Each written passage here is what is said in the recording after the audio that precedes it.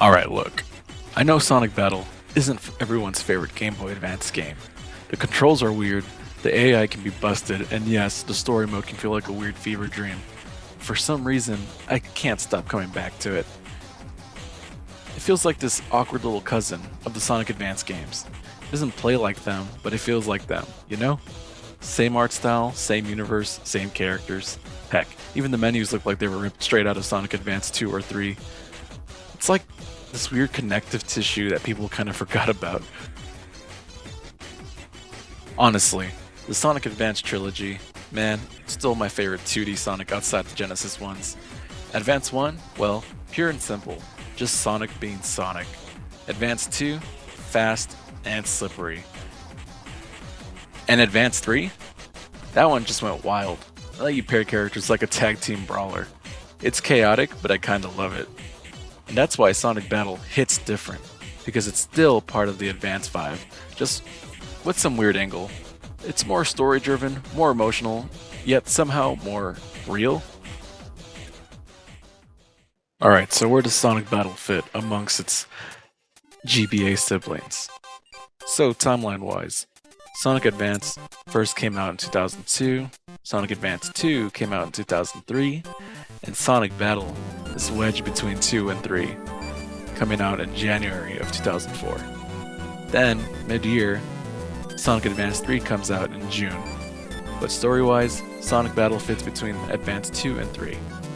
Characters already know each other, and the tone of Advance 3 makes more sense after Battle's emotional gut punch. So, Battle's not just some weird spin-off, it's the emotional bridge between two wild platformers in the Game Boy Advance.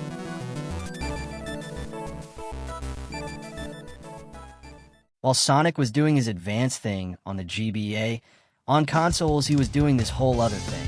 Sonic Adventure 2 hit the Dreamcast in 2001, introducing Shadow and Rouge. Then Sonic Adventure 2.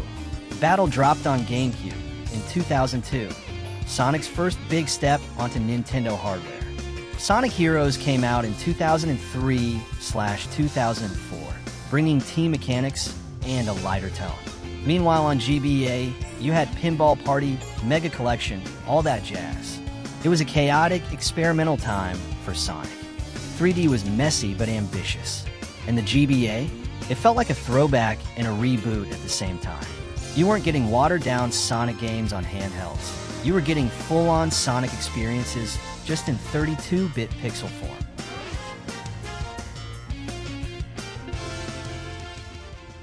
Okay, quick side rant. People love to hate on the GBA's sound chip. It's too crunchy, they say. It sounds like a fax machine on fire. But honestly, I think it kicks ass. That crunchy sound, that's texture. That's the GBA doing what it can with what it has. It's not about sounding real, it's about sounding right.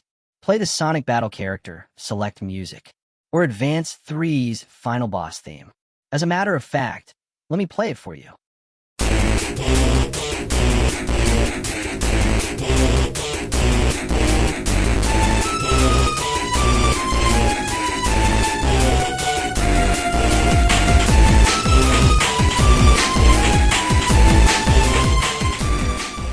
Or how about Sonic Advance 2's jazzy, soulful option menu theme?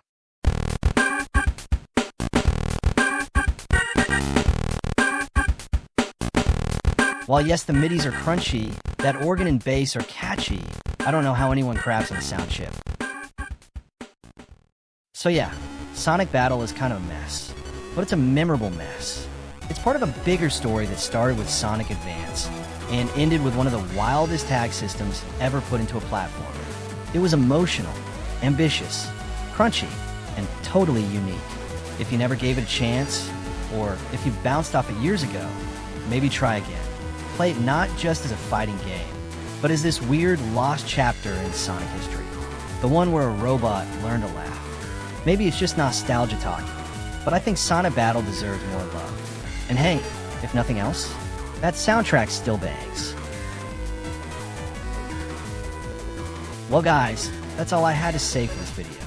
I really went all over the place. I even got a text-to-speech to finish my dang script, because I can't record in a quiet place at the moment. If you dig this kind of content, or you got anything to say about Sonic Battle, please leave it in the comments.